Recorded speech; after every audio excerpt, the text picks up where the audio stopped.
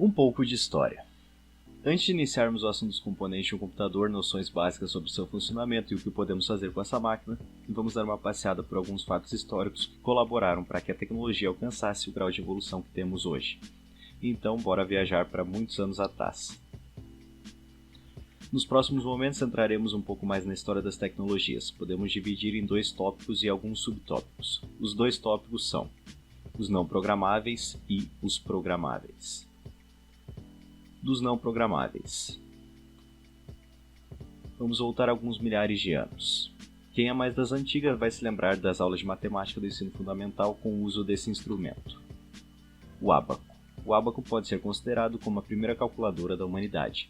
Era usado em cálculos rotineiros e de construções civis.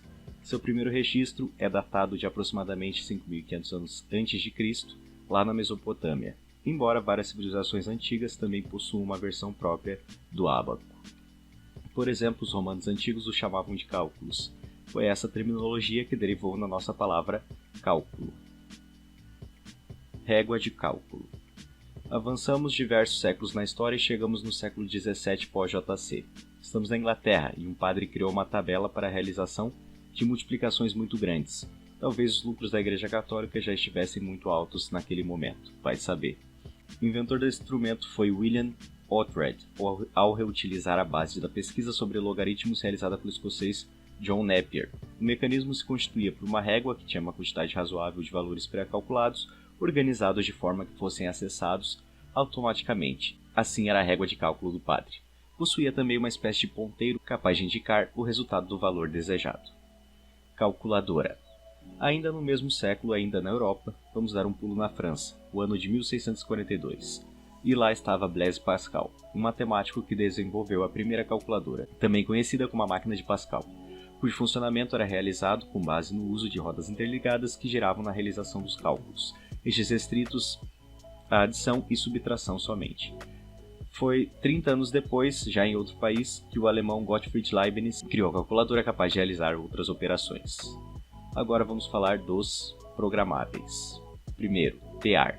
2 séculos mais tarde, uma nova revolução. Até 1801, todas as máquinas eram limitadas e pré-programadas. Porém, Joseph-Marie Jacquard, um costureiro, surgiu com uma ideia que renovou o cenário. Foi ele quem construiu a primeira máquina realmente reprogramável, com o objetivo de recortar os tecidos de forma automática, facilitando seu ofício. Esse tear programável aceitava cartões com a entrada do sistema. Jacquard perfurava esse cartão com o desenho desejado e a máquina reproduzia no tecido. Das máquinas. 21 anos depois, em 1822, Charles Babbage publicou um artigo que prometia revolucionar. Afirmava ter concluído a construção de uma máquina capaz de calcular funções de diversas naturezas.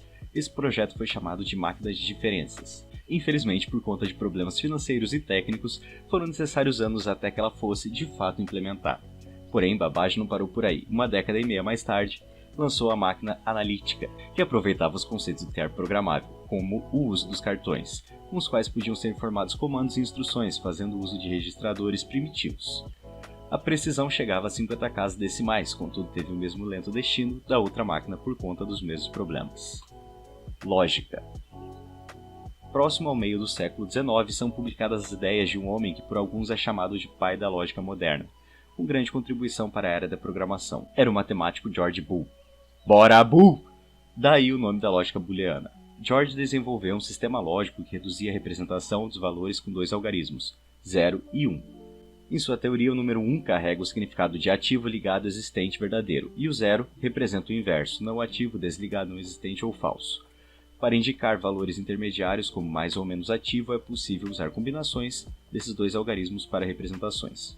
Antes de chegarmos ao século XX, precisamos dar uma conferida nos anos de 1890, pois foi nesse período que surgiu nos Estados Unidos a primeira máquina que acelerou todo o processo de computação dos dados.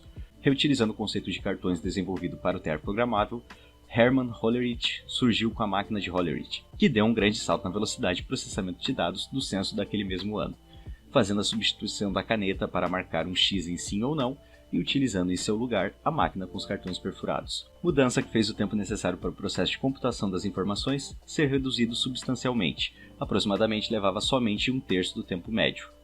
Isso lhe rendeu a chance de, em 1896, fundar a Tabulation Machine Company, que um tempo mais adiante na história, após o falecimento de Hollerith, Essa empresa, em 1916, viria a se tornar a International Business Machine, a famosa IBM, ou IBM.